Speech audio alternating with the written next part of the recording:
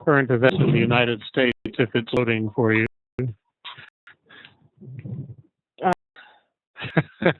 I see the picture on the screen. System is down at the moment.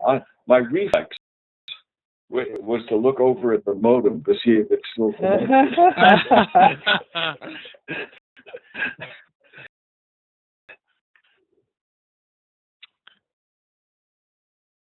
The butterfly in Japan theory. K theory, right? Chaos theory. Chaos theory.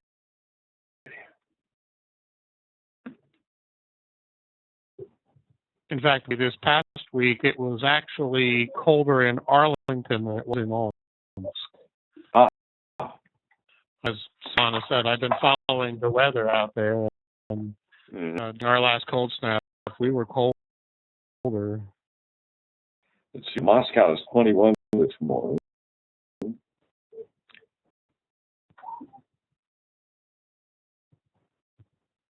A balmy 55.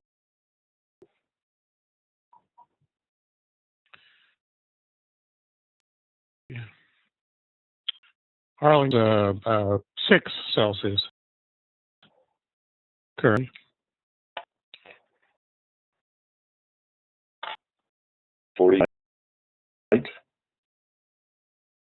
It's gonna up there. It snowed on my dear daughter in Lubbock last weekend, before they came down for the holiday. How's she doing it? How was her first semester passing? I felt she has a good roommate and is making good network up there, and they all work together and study together. And her semester has all those fun math and chemistry courses, which are not exactly her favorites, but looking forward to spring. I'm sure if the rest of you are aware, Professor Smith's daughter is a freshman in college this year. She's beginning her higher educational studies, and she goes to school. She attends school in Lubbock, a city, a distance away from Arlington. So 300 miles. 3 miles, and she has left home. And Smiths have what is was popularly known empty nest syndrome, and they have an empty nest for the first time in a long time.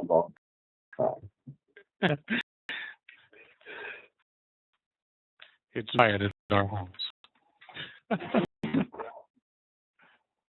No teenager running around.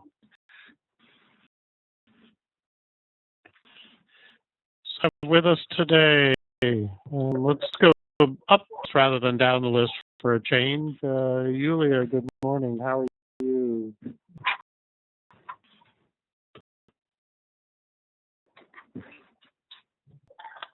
Yulia with us. Good morning. Good evening. All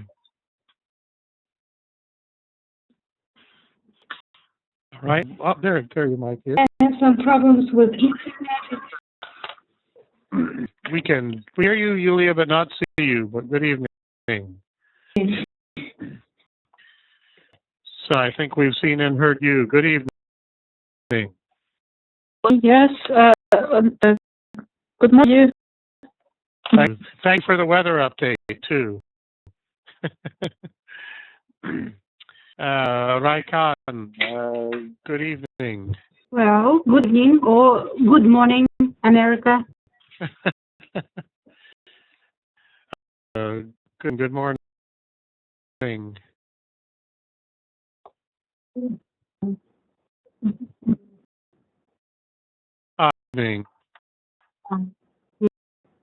Good evening. Maria, good evening. How are you? You are good. Everybody's testing out their microphones. And Dina, good morning. Is she a teacher or student? Yeah, she's a teacher. She's a teacher. Wonderful.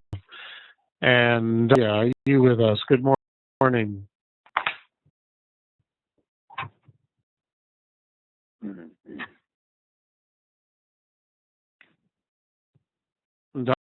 Yes.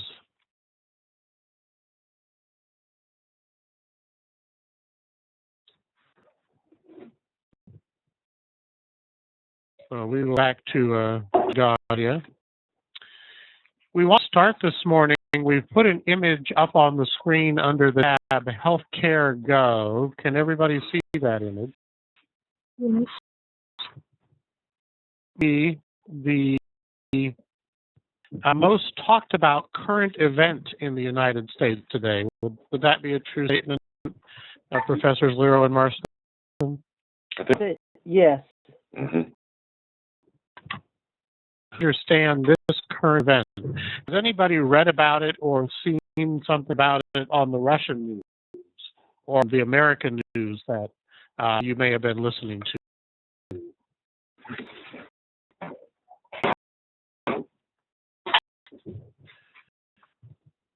Well, why don't we start with you? What does this look like? What does this image look like to you?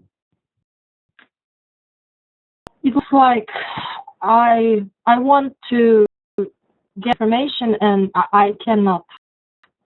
That's exactly perfect. Yeah. And what gave you that information? What, when you look at the screen, what language told you that? Oh, it's down at the moment, I guess. The system is down at the moment, right? Almost a universal statement. Mm-hmm. And of course, in little print right under it, what are they trying to do? We are working to what? We're trying to restore the system. As soon as possible, yeah. Please try again later. And Essa, can you tell us what this system is? What's its address? Well, I think this is a governmental site of healthcare. Have you heard about this news story? Well, I haven't. Okay, done it perfectly. It was like you'd heard the story already. This is the website for what everybody knows in America as healthcare.gov. And this is the Obama administration's website to sign up for affordable health care, known as, and Professor Marston talked about it several weeks ago, the Affordable Health Care Act. And as Professor Lero points out, it's pretty much a USA-focused story, but it's a little bit of an embarrassment to everybody involved because we have about 6 months. You can see at the very bottom of the screen this little marker that says there are 181 days left to enroll. And this site went up on October 1st, and many thousands of people began to go to this site and to sign up for healthcare. The site crashed. The system was down. Very few people were able to get their health insurance. And it was a very big embarrassment for the governmental ministries and offices that built this site. And you can see they've got a very careful calendar. By October 1st, you're beginning to sign up for your new health care. January 1st, your new health care should begin. And when thousands and hundreds of thousands of people went to that site, they could for health care. It's one of the biggest events of the Obama presidency. Oh, I almost said pregnancy.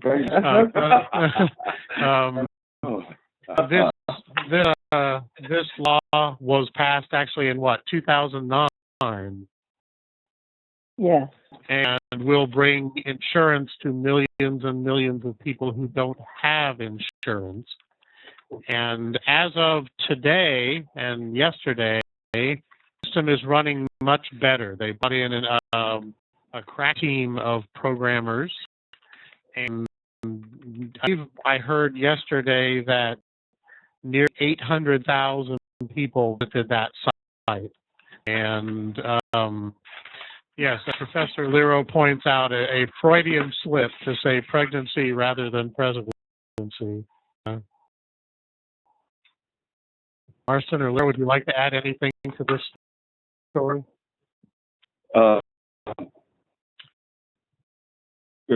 Personally, that our particular household arrangement is such that we will be enrolling for Obamacare. That our insurance is satisfactory. Is lightly satisfactory. So I don't tune out all of this noise about the system. To me, it's interesting that it's going on, but I am not in this, and I'm how distant I am in it. So for you, and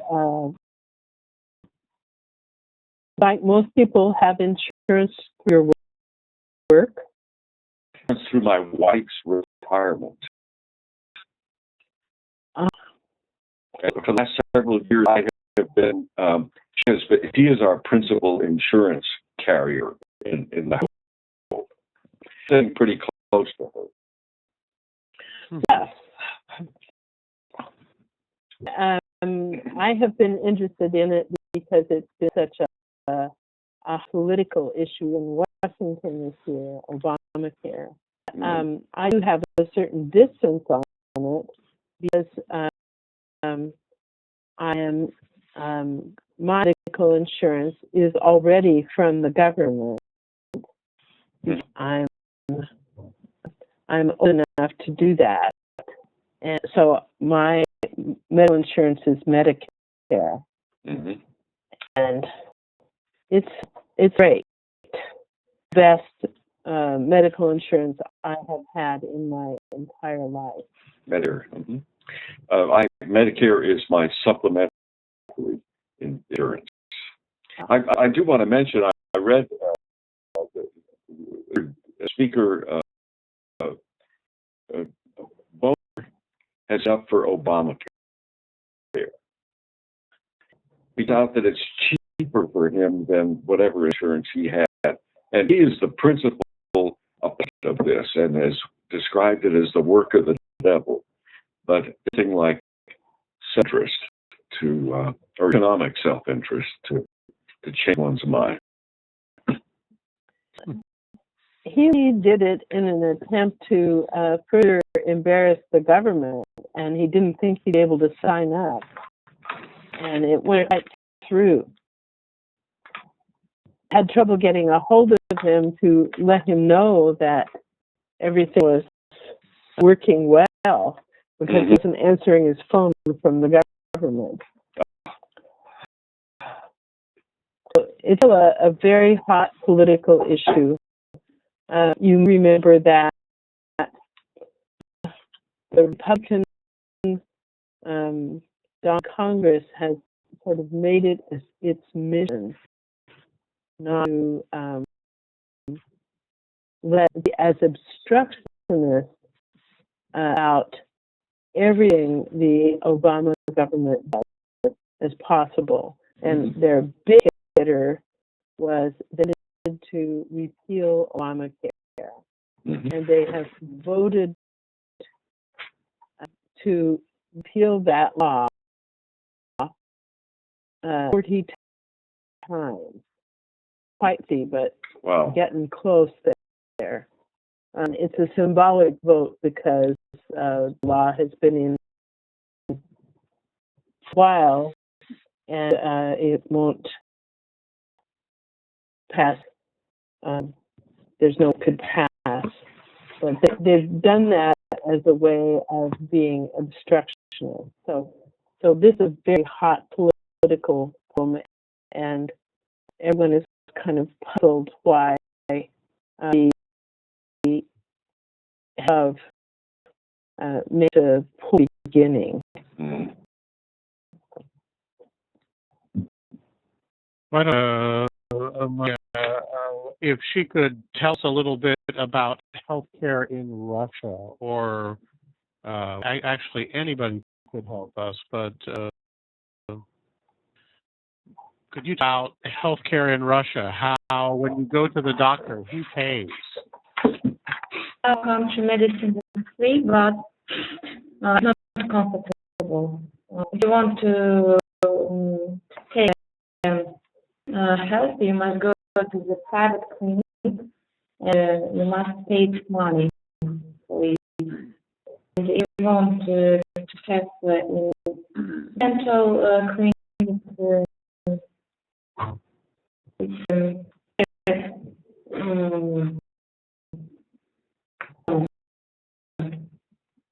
and there is big tail and not of health in the clinic. And better to go private. To the private. Yes, I paid money and good health. So these two systems, the governmental system and the private system. And if you go to the governmental system, you said it's a long wait, and the quality is very low, correct? Mm-hmm. Okay. And if you go to the private system, it's faster. It's not faster than government.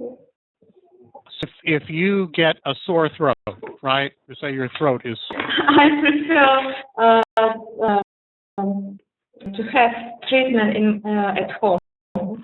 Oh, you could treat that at home, and how would you treat that?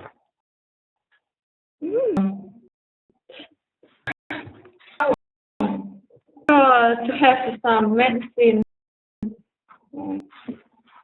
So you probably wouldn't go to a doctor for that. No. Okay. Let's say maybe you're much sicker, and have to go to a doctor. Go to the governmental health care, right?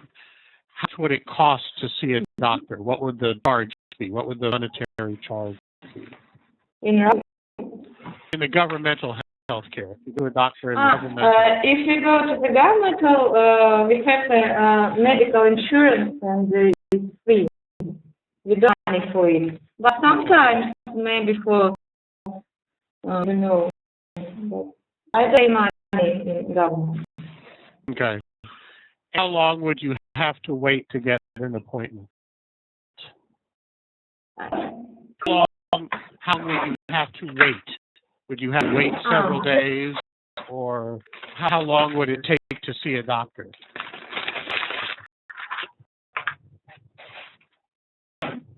Oh, it's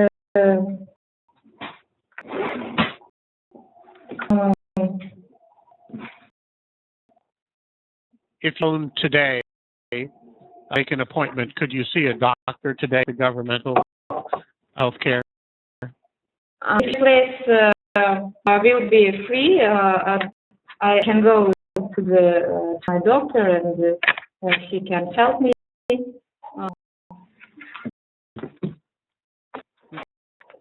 But if you go to a private clinic, no, it's quickly. yeah. You paid money and you go to the. How much money would you pay to go to the doctor in the private clinic? About, roughly. Yeah. I don't know. It's a very different cost. It costs some money. What? It would have a cost. It would have a. You'd have to pay some money to go to the private clinic. It's free, right? Yes, it's not free. Let's see. Who have I not picked on yet? You tell. do you have a similar situation? What else could you say about healthcare in Russia? Well, to say I'm not the citizen of the Russian Federation, that's why I try not to get close acquaintance with Russian medical system. But last summer, I need to make health medical certificate, which allows me to work as a teacher. And I went to a governmental hospital. It was quickly, but it was a bit expensive, I think. It was about this certificate costed me about $100. Okay. And that even at a governmental clinic, because you are not a citizen of the Russian Federation. Right? Well, I know even Russian citizenship citizens should pay for such. Yeah. So we would say the situation is all over the map, right? You pay for some services are free. You might go to a private clinic and get better care, higher quality care, more quickly, but you end up paying for that service. As we're hearing Professor Lero, Marston, and myself talk, we don't really have a similar system. We have a primarily private system in the United States. So many cities and many governments do oftentimes offer low-cost medical care. We tend to receive insurance through work or where a family member works. Professor Marston also mentioned Medicare, which is a governmental insurance plan. And so it's somewhat more mixed system. Private doctors and clinics and hospitals are very common. And so we tend to be very aware of, and there's Professor Lero's insurance card right there, Medicare card. Medicare card. So that when he goes, that's perfect. When he goes to the doctor or the hospital, he has that card with him that gives him certain benefits, and you saw the word benefits there on his card. There will be a list of things Professor Lero can get, right? He can see the doctor, he can get some basic medicine, they might take some blood and do a basic blood test. There will be some certain benefits that he can get either low cost or free. And then each of our plans, each of us has an insurance plan, lets you, that lets you go to certain doctors and get certain services that are allowed under your particular insurance plan. And go back to healthcare.gov, one of the scandals, I think I could say, of the American medical system is that millions of people do not have insurance in the United States. So with the law, with the passage of this Obama law in 2009, millions of Americans will for the first time have high-quality, low-cost health insurance. And so everybody is watching this particular event, as Professor Austin said, because it is a very critical event, in addition to being an event about medical care. One more student, maybe Raihan, to tell us a little bit more about the Russian system. Go ahead. As for me, I have never visited doctors in private hospitals because it's very expensive for me. But last week I bought a ticket for visiting specialized doctor, governmental hospital. When I came to the door, I saw a sheet of paper with the words, "Sorry, machine is down." The note. I was waiting this to the doctor for 3 days. The doctor suggested me come in a week when it will be repaired.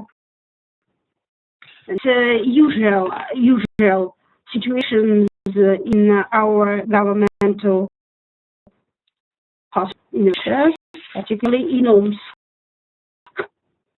Very common situation. Mm-hmm.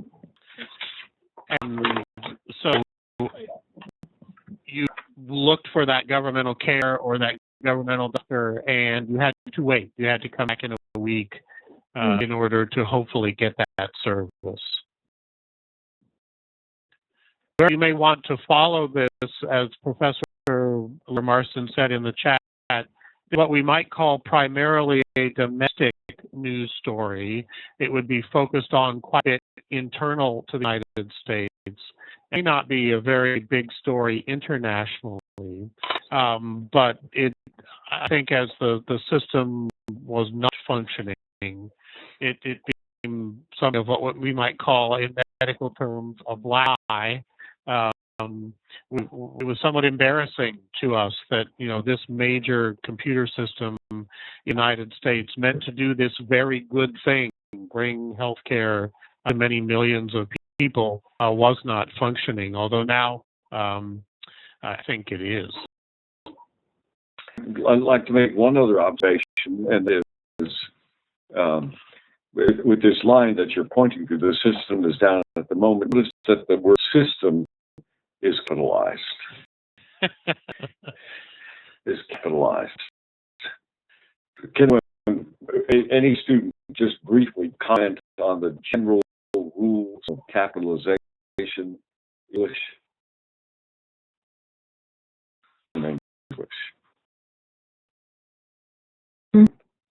Names, proper names. Sorry, proper nouns. I'm sorry, proper nouns. Pronouns, proper adjectives. Pronouns, proper adjectives. Yeah. Place. Pronoun I. Pronoun I. Pronoun I. What else? Okay. All right.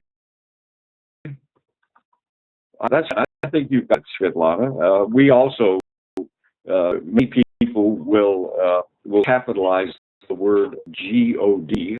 God will capitalize that as a sign of respect, and all pronouns that refer to God are capitalized.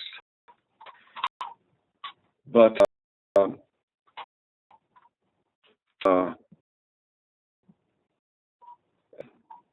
noted if for example, if I'm in an editor, when I type the word Google, or I type the word Internet, the text editor will correct those and capitalize them for me. And you have system being capitalized, giving some sort of elevated status to the system,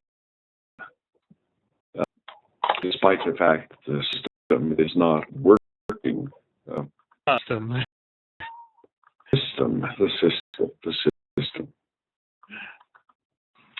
System. Well, this is, I think, a story that will be unfolding over the rest of the month, and will be weighing in. And there's another medical reference. Boy, I'm all with the medical references this morning. Switch gears and talk about the theme we wanted to introduce today, which was culture. Describe it. What culture is. And Svetlana, I heard your voice just a second ago. Could you give me your definition of culture? What's culture? Well, actually, as far as I know, there are more than 500 definitions of what culture is.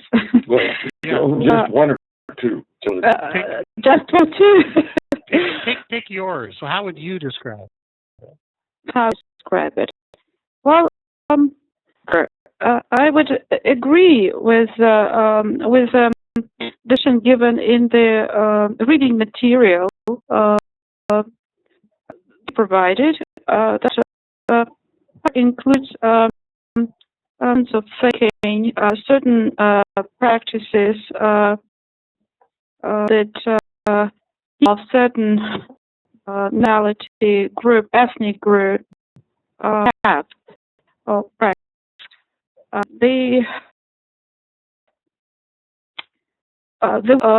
living, the way of doing things, the way of thinking, percepting outside world, that is included in what culture means to me, at least. I like that definition. Yeah, patterns of thinking, way of living, a worldview. Who could help me? Who have we not heard from yet? Yulia, have I picked on you yet? Yulia, how would you describe culture? Well, I agree with Svetlana, but also I'd like to add that me it's also different kind of art, for example, literature, music, women, for example, and so on. Yeah, we call those culture with a big C. Art, music, literature, you name it. Those, and another phrase, several phrases that you might hear. One would be culture, or somebody who is a very cultured person, would go very much to your definition of what culture is. And then small c culture, I thought Svetlana's definition was just right on the money, was perfect. The way I do it is, much if you asked me, would be attitudes, beliefs, and answers. And if you look at my three, I match Svetlana's very nicely, right? Attitudes, how do people think? And typically might think ethnic group or country group, frequently sharing similar attitudes, beliefs or ways of being, as Svetlana called it, life, experiences or worldviews. All of us grew up in a culture that we're swimming in. And one of the reasons that culture is very hard to describe is it's the color of paint on the walls, it's the way you drive your car, it's the food you eat, it's what you listen to on the radio. All of these are colored by your cultural upbringing. And as language teachers know this is very important, but it's very hard to even define. And so we spend some time today talking about vocabulary and ways of describing culture. So hopefully you see on your screen a short PowerPoint deck. Can everybody see that, describing culture? I'm going to move to slide 2. And we wanted to give you at least 2 names of theorists, of cultural theorists, who have been very influential in helping us think how we think about culture. The first one is a gentleman named Fons Trompenas, who studied back in the 1990s, went out and surveyed managers at corporations around the world. And in particular, Trompenaars was working at a company, Shell, Royal Dutch Shell, which is an international company. So he could talk to managers in the Moscow office, and he talked to managers in the Berlin office, and he could to managers and interview them in the Rio de Janeiro office in Brazil. And he began to come up with what he called some continua for culture. And in particular, he put a very interesting book called Riding the Waves of Culture. If you go to Google Books, you can actually read most of this book online. And Trompenaars did his research was to ask very interesting questions to those managers in Moscow or Berlin or Rio de Janeiro. So, for example, one of the questions he might have asked those managers is the one that you see on slide 3. A captain of your own fate. And for a minute. Are you the person who decides your fate will become in life? Will you be successful? Will you not be successful? Are there other powers in the universe that will determine your captain of your own fate? Got to you. How would you answer that question? Are you the captain of your own fate? I am the captain of my own fate, but I have some passengers already. I have very nice. My husband and my son, and passengers. I like and I will listen to them. Okay, captain, but you listen to your passengers. Yeah, what would you say? Are you the captain of your own fate?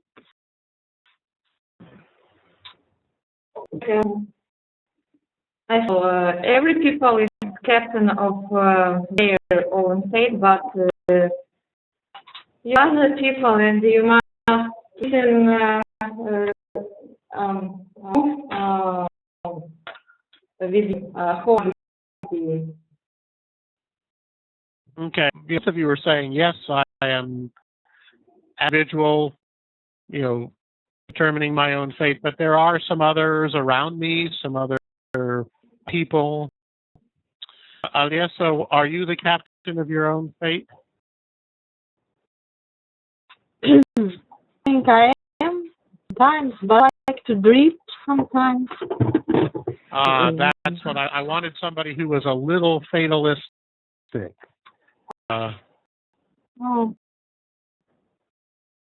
Nice. So yes, for the most part, or sometimes yes, sometimes no, right?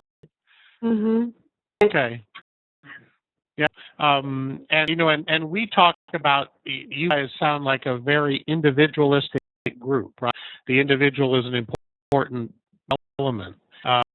Sometimes we hear about, Russian fatalism, right?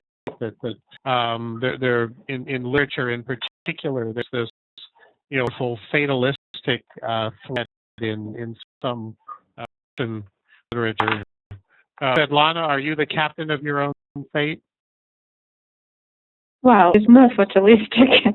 I think to some extent, of course, if you don't do anything, God certainly won't help you.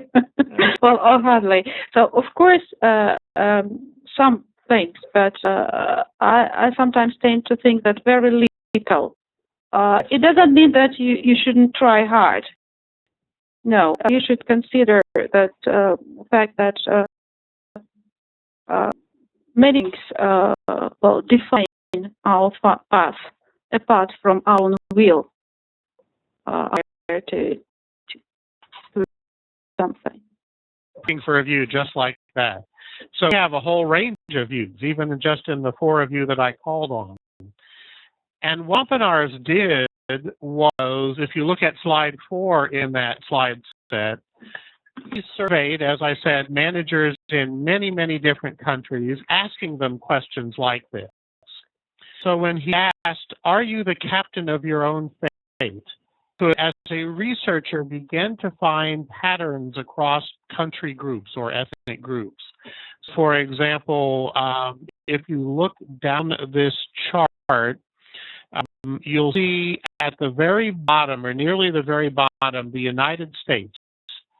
82% of the people who he spoke with, yes, I'm the captain of my own fate. It's a very high percentage.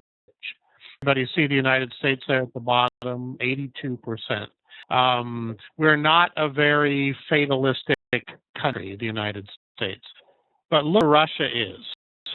Very close to the top of the list, that only 49% of his respondents said that they are the captain of their own fate. And so by asking what seems like a very simple question, he began to build up pictures of how national groups viewed themselves and the world around them. This goes back to Svetlana's patterns of thinking, ways of living, worldview, or my similar definition, attitudes and beliefs and experiences. And see patterns.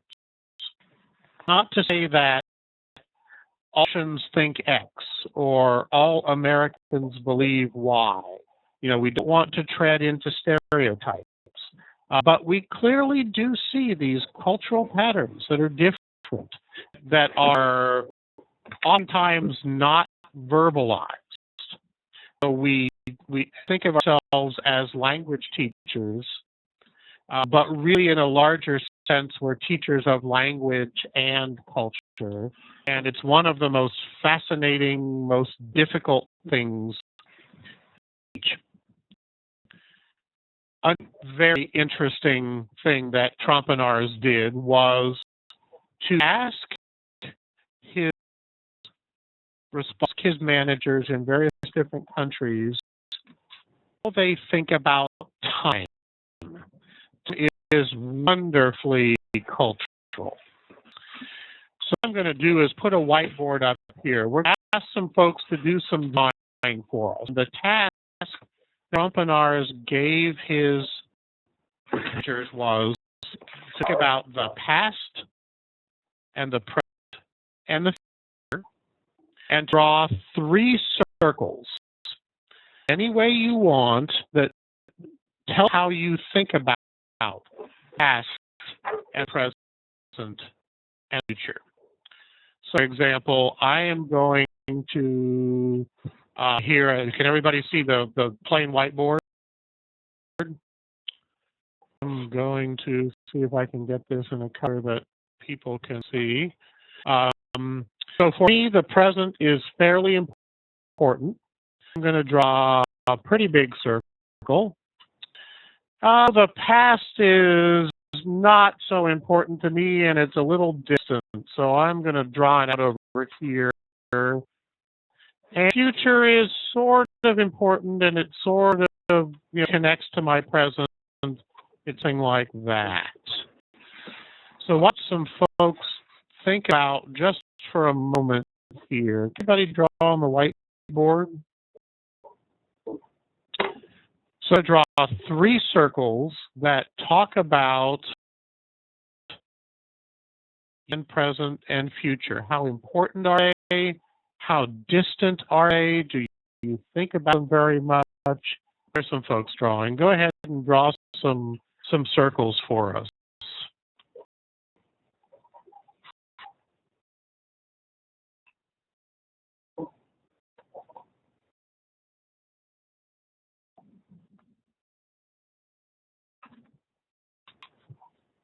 And use whatever tools you want.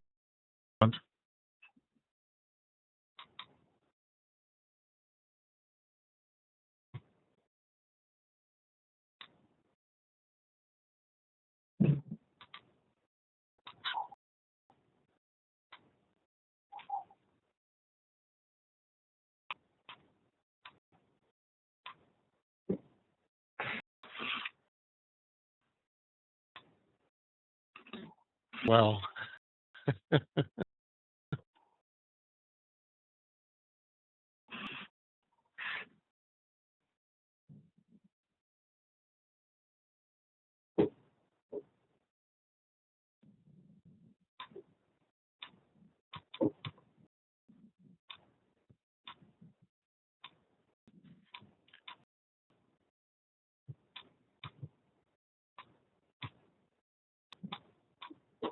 Very interesting.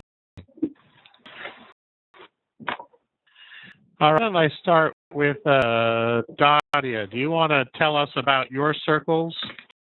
Why did you draw them that way? Hello, everybody. I'm so sorry. Thank you for joining us. Thank morning, you for Nadia. the meeting. Good morning. Good evening. Good morning. Actually, I heard everything. Not sure about the present and the future. They are both really important and precious for me. I don't know. I'm not sure what to choose. Because, unlike an American, I live in the present day. Also, I think much about the future. Very your comment. You're very much like an American. So I'm looking at your circles right here, and you've put a very big importance on the present, importance on the future, and you said the past is a little less important to you and a little more distant. And very nice. And as you'll see in a second, you're exactly right. That's a very American-like pattern. Yulia, tell us about your circles. Made three circles. In the center is my present. Of course, it's very important for me. And on the left, there is the future and the past. I try to make them of equal size, but they a bit different. The past is important, but it has already gone. Future may change, so that's why I think for the future very a lot. Very nice. Maria, tell us about yours.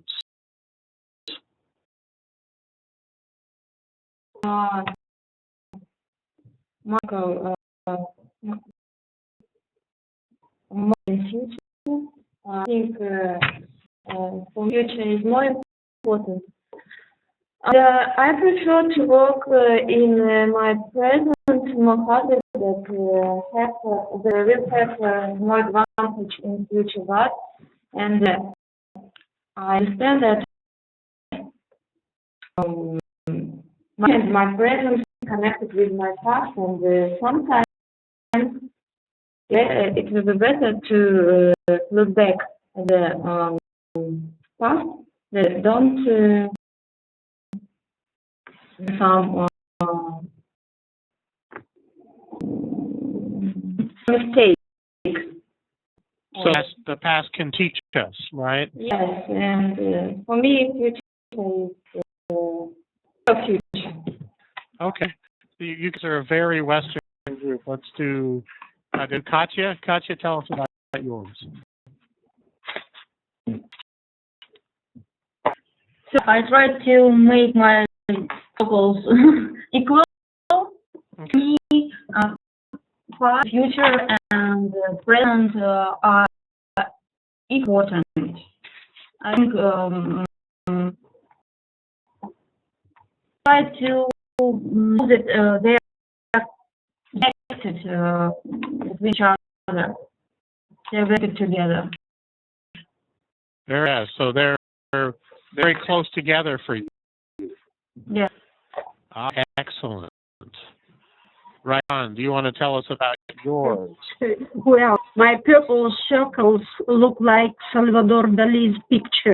It's modern art. We will call modern art. As for my first circle, this is my past life. My past life was usual, And as for the biggest circle, this is my present life, and I think it's very important period of my life. And for my future, I mean that my future is cloudy. Cloudy. A little clear. Yes. Okay. But very big present. So you've been very creative. You'd like to tell us about yours. Well, the shape doesn't mean that all this the future or present are more important. I'm trying to say that I agree with most people here that future and present are interconnected. But why I showed the past circle? Because you're most thought about your past. You can, of course, draw a lot from past to your future, and you very little about your future. That's why it looks like a step of light, probably. Yeah. I wanted to show is that also, well, invaluable experience as you move through life, you build up your personality. It grows, it expands. That's you shouldn't forget about the past formed you. Actually, again about the past mistakes, everything formed your personality. And don't forget it. You will sure be not embarrassed mistake and probably reflect about the past in order to make sure you're going the right way. And it's difficult to feel like. oh, actually, this is perfect because you'll see in a minute. I think the past is viewed very differently and more importantly by many people in Russia than might be true here in the United States. So you're a perfect example. I like it. Hold that thought. I want to do one more. Yes, I think we have to scroll down to see your circles. Everybody wants to scroll down. Yes, can you tell us about your circles real very quickly? Well, with Satya, everything is equally important, but present is a bit more important, of course, and everything is connected. Well, that's why circles are equal size. You filled in the present, and you made it a darker color. Yeah, right. Very nice. Go ahead and go back to the slideshow, and if you look at slide 6, you can see, hopefully everybody can see slide 6. Trognars began to see patterns. You look at Russia, patterns. So this goes to Sveta's point. The past has a very strong importance, or did for many of his Russia images that he surveyed. The present is important, but less important than the past. The future was even less important still. Compilation, a bringing together of hundreds and hundreds of these diagrams. And if you look at the U.S., exactly the opposite. The United States tends to be a somewhat more future-looking country. And I forgot who told me was that Maria. Someone said that they were very American. We tend to be a very future-oriented society. Other societies on the planet have very different profiles.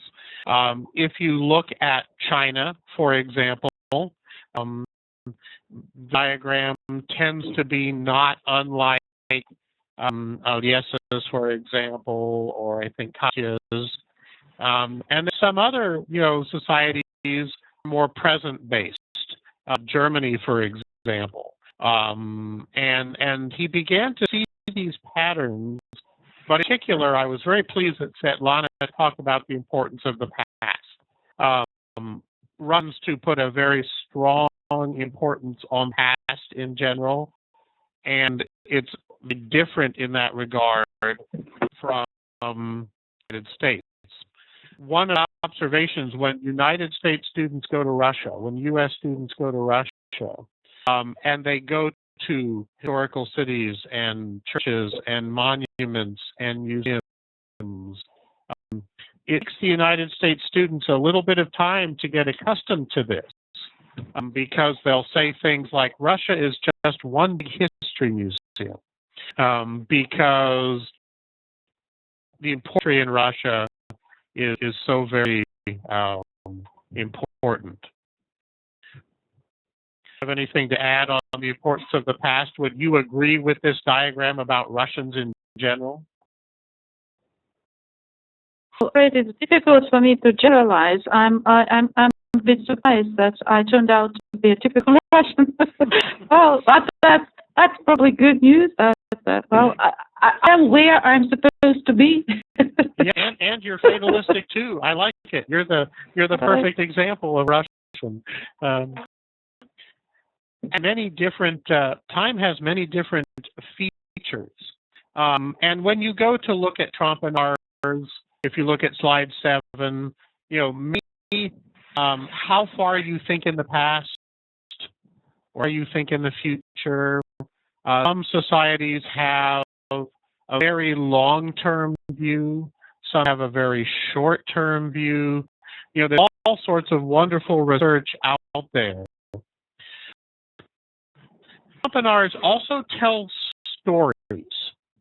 And this is one you can read briefly while I tell it.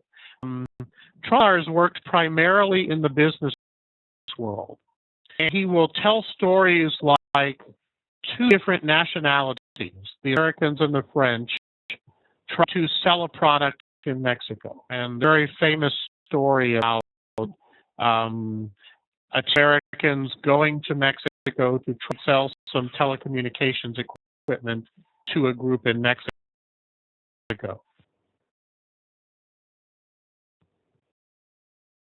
Down to the minute, we wrote an agenda.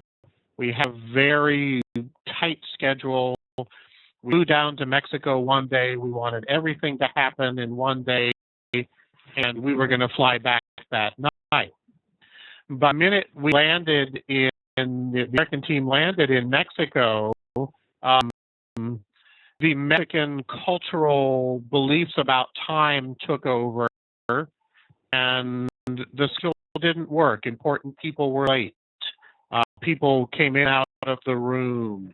The agenda was not adhered to in a good way. And the French came in and said, we're not going to stay one day. We're going to stay 3 weeks. And we're going to have a very loose agenda. And we're going to spend the entire first several days talking about the history of the relationship between France and Mexico. We're going to go to lunch. We're going to develop relationships. We're going to think about what's important culturally to the Mexican ministers and teams where we want to sell our products. And we were going to adapt how the French team was going to adapt how we did business to it was going. And you can guess what happened in the end. Even though the Americans thought they had the better telecommunications equipment, they had the better product, Mexicans bought their materials from the French. Because the French came in with a very different cultural mindset and adapted to the setting in Mexico, and in the end, they got the business, the Americans didn't. So you begin to think about how you exist. I like Svetlana's phrase, ways of being. You are in a past-oriented society. You may want to think about how you emphasize history or tradition.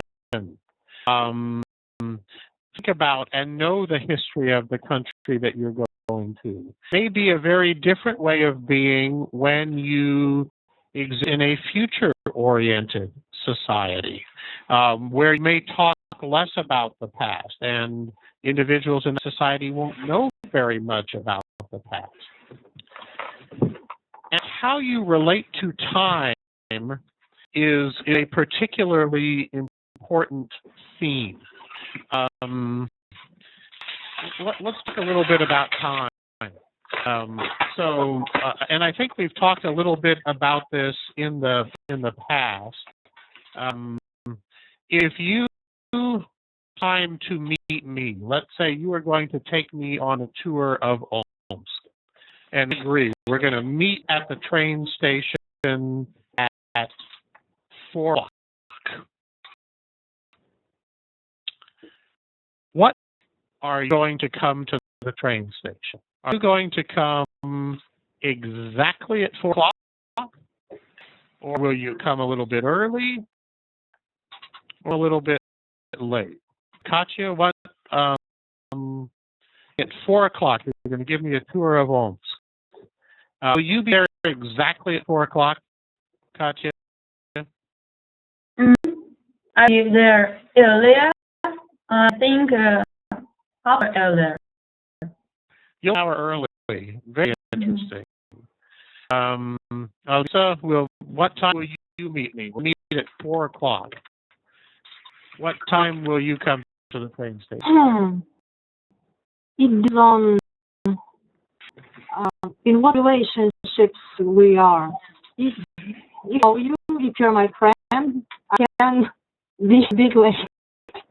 Very nice, yeah. And if I do not know you and you're a stranger, of course I will come in time. On time. Okay, so time is a little variable, right? You might be at 4 o'clock. And how late could you be? Would you come at 4:15? Would you come at 5 o'clock if I was your friend? Oh, maybe about 15 minutes, like something like that. Okay, nice. 15 minutes. Maria, what about you? Would you be at the train station at 4 o'clock to meet me, or would you be a little bit late? I'm just stay in time, and I'll go more, maybe 30 minutes.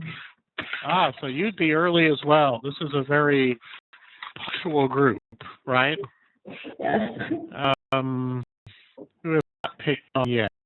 Ron, what time would you be at the train station to meet me? Depends upon my mood. Excellent. And how late would you be? 15 minutes. 15 minutes or so. 15 minutes. Different culture, different way about time. Punctual you are, or precise times and deadlines are. And one of the things that Trump and ours talked to us about and gave us some vocabulary for thinking about was different types of time. He called it sequential time and chronic time. The States tends to have a very sequential view of time. Times are precise. So if you agree to meet at the train station at 4 o'clock, 4 o'clock, or early. Several of you said you might even be early. Time is important. Urgency is important. Sometimes you will hear the phrase, time is money, right? These are very sequential views of time. But we know that some cultures have very different views of time. I mentioned the country of Mexico a few minutes ago. So you may have traveled in a country where time is less important, where maybe somebody will come not 15 minutes late, but 2 hours late. And time is, we might be more flexible or more moldable. And relationships are more important, and things are more important than time. Who has been in a country where time is less precise, where the relationship to time is not so strict and sequential? Nadia, very nice. You said you've been in Cuba. Tell us about that. Well, we came to the airport and took us long to stand in the queue and wait for our turn. So we were waiting. Then there was our turn, but it was too late. We were late about an hour. We were late for our bus. You were, yeah. And was anybody upset? Probably No. not. No, everybody was just cheerful and said it was okay because right? And don't think about time pretty much. Just get in the bus. Exactly. Exactly. Perfect example. I like that. If you had that mentality that time was precise and time was money, you would maybe get upset. But for the most part, you didn't. Excellent example. Does anybody else have another example of a country? Recent people in this country don't worry to solve their problem. They care about the time, and they prefer to drink coffee. And they say that not very important, and they will do it, but late.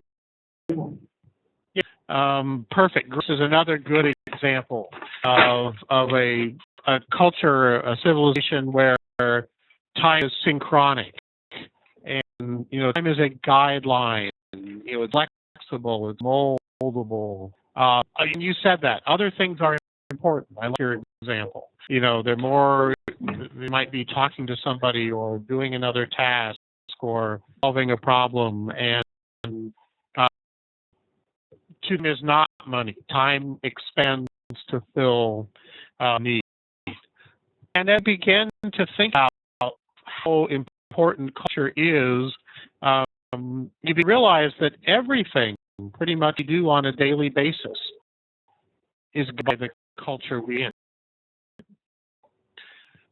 Very important researcher whose name we wanted you to see, and you read a little bit about him this week, Gerd Hofstede, and you'll see his name and his book on slide 13. He did a very similar study. Like Trump and ours, he was part of a big corporation. He worked for IBM, and he began to survey employees in many different cultural settings. He was also trying to describe culture and think about how people in Greece different from people in Cuba, different people in Russia, from Germany, from the United States. And he gave us a slightly different scheme, a slightly different way of thinking about culture, and see his basic categories on slide 14 about these. So, for example, down in the lower right-hand corner, Hofstede said, some societies are very individualistic, some are very collectivist.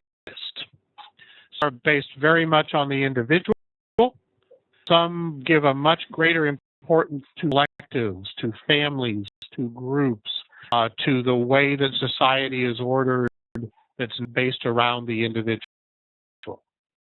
And you'll learn about each of these different areas, but another one I'd point out is uncertainty avoidance.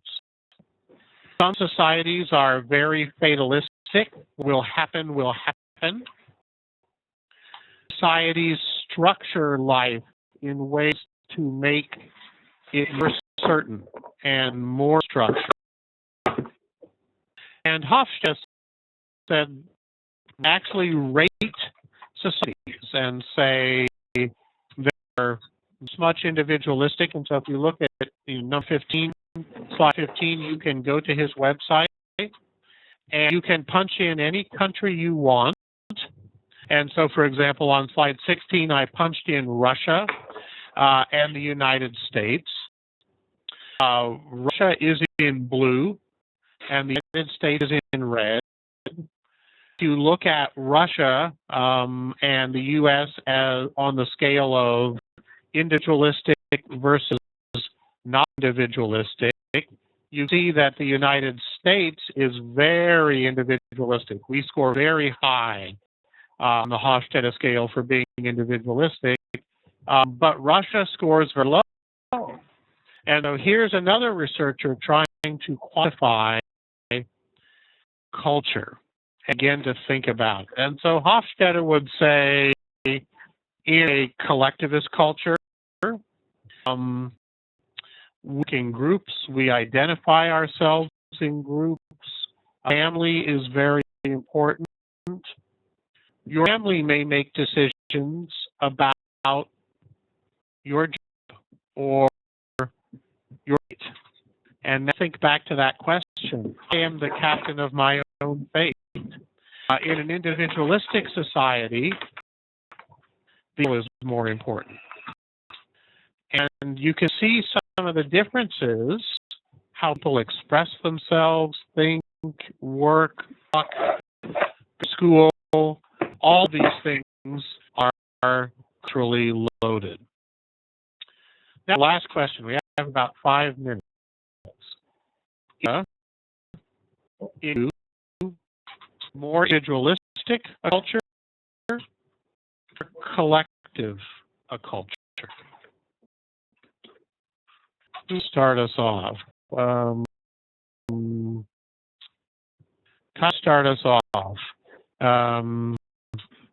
how individualistic or collectivist would you say Russia is? As more collectivistic, I think we are having problems together. Maybe as for me, I depend my family and the social group, my collective. So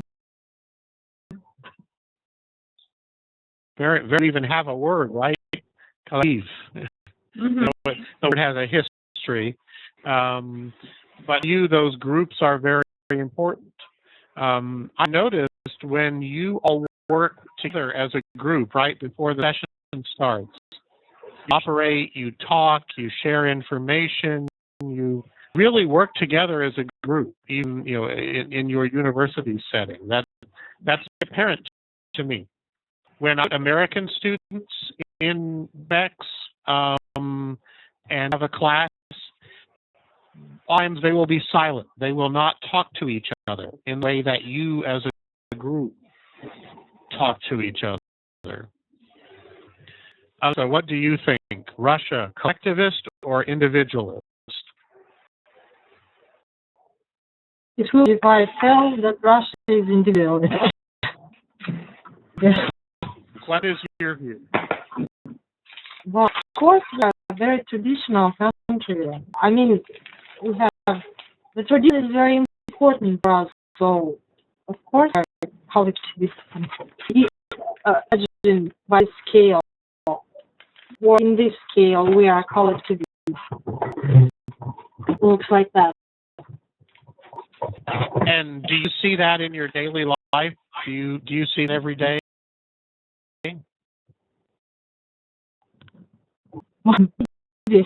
Depends on where I am. This is very interesting to me. One of the differences between a collectivist society and an individualistic society is where you get your information. Right.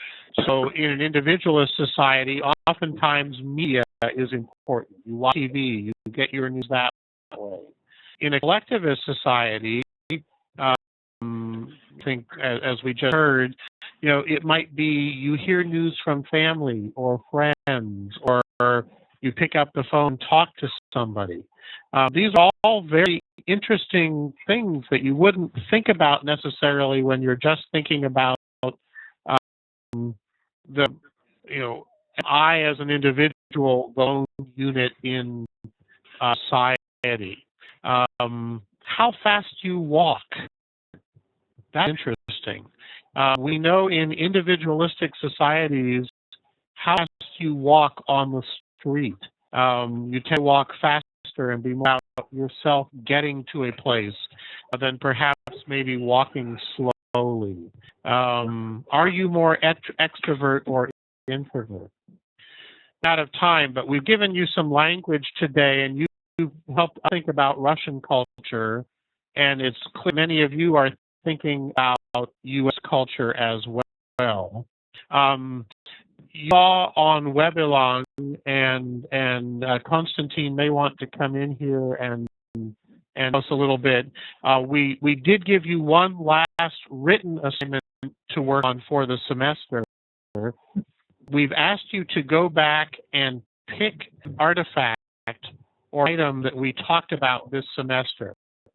A story that we covered, a news story that we covered, a thing that we discussed in class. Analyze that artifact using the Hofstede material. So you might look at a short story and talk about behavior that is more individualistic than collectivist, or behavior that is more about uncertainty avoidance than not. And so we'll refer you to that information on Webelong. There's information about us, about this assignment. And what we have to do today was give you some language about culture. It's this thing we swim in, right? The way we exist, the way we live, our attitudes and beliefs and experiences. And our cultures are very rich in polarities and inferences. I liked Dadia's comment that frequently even school, right, in your degrees and in your diploma, you use we and not I. It's a very good sign of a collectivist culture versus an individualistic culture.